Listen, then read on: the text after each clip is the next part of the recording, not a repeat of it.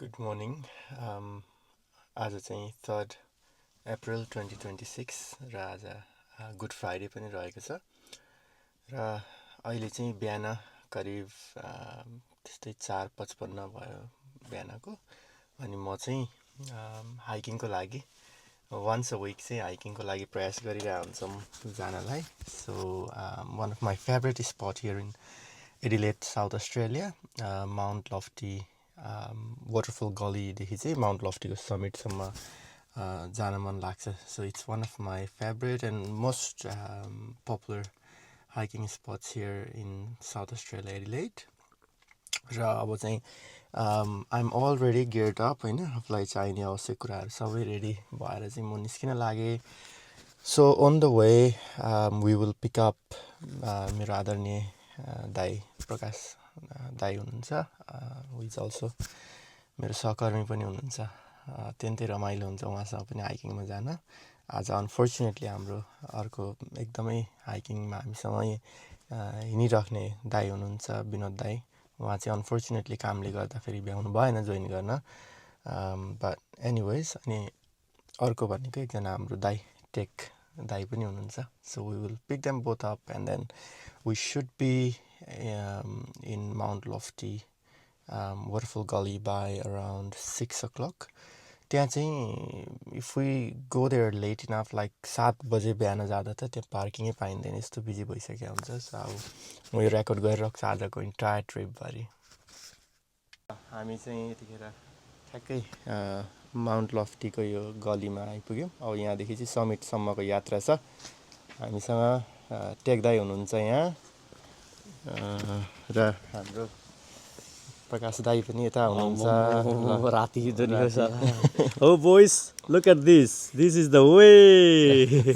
ल अब हामी चाहिँ जर्नी पनि क्याप्चर गर्छौँ माथि नैसम्म.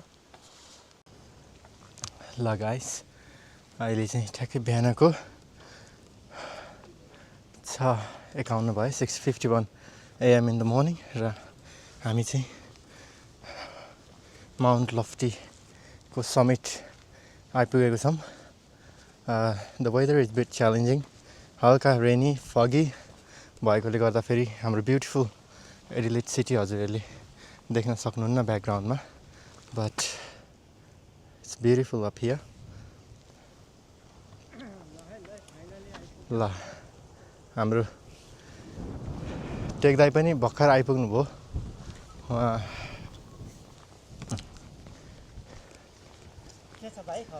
ल दाई, ठिक छ, सहजै आइपुग्यो नि दाई. एक्ज्याक्टली 1 आवरमा आइपुग्यो. कस्तो भयो त यात्रा आजको हजुरको? एकदम राम्रो हो, साह्रै राम्रो भयो. हाम्रो दाई चाहिँ बाटोमा कता हराउनु भएको नि, हाम्रो प्रकाश दाई आउँदै हुनुहुन्छ. ए ल, आदरणीय दाई टेक दाई प्रकाश दाई अनि हामी भएर ठ्याक्कै बिहान हामी 1 घन्टा त्यस्तो 55 मिनट लाग्यो भनौँ, 55 मिनटमा आइपुग्यौँ.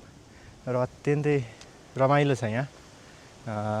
यो बिहान लगभग यहाँ चाहिँ 4 बजीदेखि बिहान मान्छे आउँदो रहेछन्. हामी यहाँ आइपुग्नु अघि नै धेरै मान्छे चाहिँ फर्किँदै गरेको पनि हामीले देखेका थियौँ बाटोमा. सो या भेरी फन, रमाइलो छ एकदम गुड.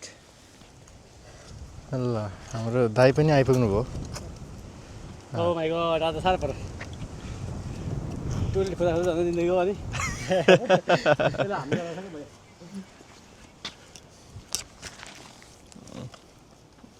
ज्याकेट खोलेर आइपुग्नु त जोइन, ज्याकेट खोलेन.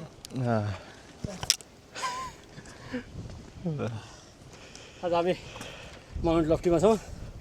हामीसँग आजको हाइकिङ मास्टर चाहिँ विरोधबाट आज प्रदीप भइसकेका छन्. हामीसँग टेकजी पनि हुनुहुन्छ, टेक ढकाल. म त आज त गरेँ 15 दिन बिरामी भएर हिँडेको गरेँ. बाटामा मान्छे मात्र हुँदो रहेछ नि यहाँ. गाह्रो भयो आज त मलाई त. यहाँ पनि खुलेको छैन होला यसो घर होइन. तिमीमाथि आज मलाई अलिक धेरै नोजिया भयो. र पनि हेर्नुहोस्, पानीमा त पिएर आएको छु. आइपुगेँ नि त म. आउनुपर्छ है केटाकेटी हो. हेर 40 वर्षको उमेरमा रमाउनु भनेको यस्तो हुन्छ रमाएको बसिरहेर यहाँ. खोइ त उस्तै हौ प्रकाश आउँदा नि यो हुसेर आएको. My lord, Mount Lofty. Oh, यो मेरो 4 पटक भयो. प्रदीप भाइ आज हामीले टाइम ब्रेक गरिनँ होला मैले त म ढिलो आएँ गरे होइन मतलब पर्सनल रेकर्ड त ब्रेक भएको अँ हो अँ किनभने दाइ लास्ट टाइम आउँदा हजुर कति टाइममा आइपुग्नु भएको थियो मैले त त्यो त बिर्सेँ हौ कति टाइम निकै लगभग 1 इयर भयो टाइम म चाहिँ अब यो बिरामी परेर पहिलोचोटि आएको र पनि मैले त ल्याएँ छोडिनँ बाटोमा त कोही हुफ गर्दा एक पाइलो हुफ गर्दा एक पाइलो सारेर आयो साथी हेर जिन्दगीमा स्वास्थ्य नै सबैभन्दा ठुलो कुरा हो अब नेपालमा त डाँडा काँडामा जाइन्थ्यो दाउरा खोजिन्थ्यो त्यही हाइकिङ हुन्थ्यो साला यहाँ लफ्टीमा माथि समिटमा मजाले एकछिन हिँडिरहेछौँ र हामी यहाँ लगभग करिब 10-15 मिनट बसेपछि चाहिँ फेरि ओह्रालो मुनि फर्किने क्रम जारी रहनेछ हाम्रो र हामीलाई करिब आउँदा 55 मिनट 1 घन्टा लागे तापनि फर्किँदा चाहिँ we should be back to our car park within 35 minutes maximum र रमाइलो छ र गाइस स्वास्थ्य नै सबै कुरा हो विदेशको ठाउँमा हामी सबै काम पढाइले गर्दाखेरि सबै व्यस्त रहन्छौँ तैपनि यसरी टाइम मिलाएर आफ्नो हबिजहरूलाई चाहिँ सधैँ पनि फलो गरिराख्नु पऱ्यो चेस गरिराख्नु पऱ्यो र टाइम निकाल्नु पऱ्यो otherwise in the middle of the work study personal life family life सबैको बिचमा आफ्नो हबिजहरू हराउँदै जान्छ र हबिज नै सबै हराएपछि आफू पनि हराइएको अनुभूति हुनसक्छ सो यसरी हाइकिङ गर्दा धेरै कुराहरू सिकिन्छ वेदरको च्यालेन्जेस मान्छेहरू विभिन्न भेटिन्छन् र गफ गर्न सक्यो उहाँहरूको बारेमा जानिन्छ यो ठाउँको बारेमा जानिन्छ र साथसाथै यो हाइकिङमा चाहिँ एकदम इन्क्लाइन छ यो माउन्ट लफ्टीको समिट र उकाली ओह्राली त्यो यात्रा गर्ने क्रममा चाहिँ लेसन्स भनेको लाइफ इज नेभर इजी लाइफमा उकाली ओह्राली समस्या खुसीको पलहरू सबै आउँछन् तैपनि आफ्नो यात्रालाई चाहिँ निरन्तर गर्नुपर्ने हुन्छ र जीवन त्यसरी नै अगाडि बढ्छ र आफ्नो लक्ष्य प्राप्त गर्नु छ भने चाहिँ उकाली ओह्राली जीवनको सबै ब्यालेन्स गरेर हिँड्न सक्नुपर्छ है त साथीहरू ल हेट अरू केही नभए पनि माउन्ट लफ्टीमा यो डाँडा देखाउनुहोस् बाबु हेर्नुहोस् कस्तो छ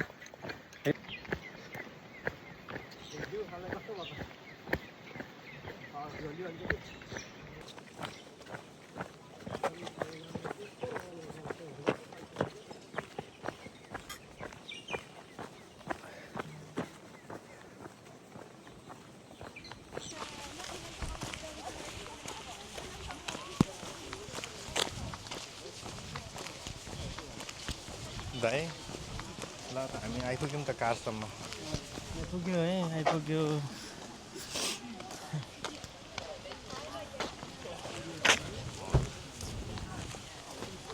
एकदमै पपुलर हाइकिङ स्पट भएकोले गर्दा यहाँ मान्छेको एकदम फ्लो धेरै हुन्छ त्यतिखेर बिहान करिब 8 बज्न लाग्यो र पनि यति धेरै मान्छेहरू अलरेडी यहाँ हुनुहुन्छ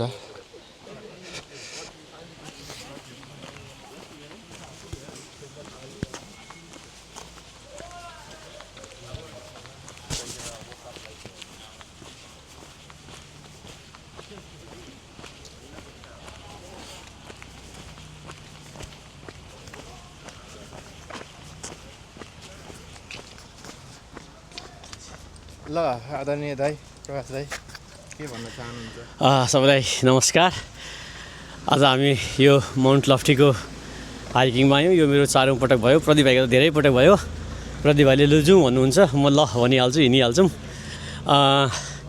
एकदमै रमाइलो भयो आज हामी यहाँबाट 5 बजी चाहिँ सुरु गरेका थियौँ घरबाट त 4:30मै हिँडेको आधी घन्टाको गुड ड्राइभिङ होइन रमाइलो भयो हामी जाँदा एकदम कम्ती हुनुहुन्थ्यो मानिसहरू टर्च बालेर हेडलाइट बालेर गयो तर आज धेरै अहिले त धेरै हुनुहुन्छ यो गुड फ्राइडे होला नि इस्टरको फ्राइडेमा धेरै नै हुनुहुन्थ्यो उँभो जाने आज हामीले धेरै नेपाली पनि भेटेका छौँ बाटामा नेपाली गफ गर्दै गएका धेरै नेपाली दाजुभाइ तथा दिदीबहिनीहरू भेट्यो कतिसँग गफ पनि गऱ्यौँ माइ गड उँभो दादा त गुड मर्निङ पनि नभनौँ जस्तो हुन्छ उँभोबाट उँधो आउँदा चाहिँ खुसिलो झरिलो अनुहार पारेर गुड मर्निङ भन्दै हिँडिँदो रहेछ है र अहिले यहाँ आइपुग्दा चाहिँ जुन यो पार्किङको जुन यो समस्या देखिन्छ यहाँ यति धेरै स्पट छ र पनि यहाँनिर धेरै मान्छेको त्यो ट्राफिकले गर्दाखेरि यहाँ स्पट पाउन एकदमै गाह्रो हुन्छ मुस्किल हुन्छ सो त्यही भएर बिहान 5 बजी आउनु पनि वर्थ इट रहेछ भन्ने एउटा फिल हुन्छ किनकि बिहान आउँदा त ample of parking spots available हुन्छ बरु अहिले चाहिँ धेरै मुस्किल छ यहाँ मान्छेहरू जति पनि पार्किङ नभेटेर यहाँ राउन्ड चक्कर लगाइरहेछन् उनीहरूलाई पनि लाग्दो हो यिनीहरू कति क्यामेरामा बोलेको भागिहाले हुन्थ्यो भन्ने लाग्दो हो होइन तर पार्किङ चाहिँ भाइ छानेर दिने है आदत चाहिँ सोधेर परिचय परिचय गरेर जसले चाहिँ परिचय दिन्छन् उहाँलाई पार्किङ दिने हो आज ठिक छ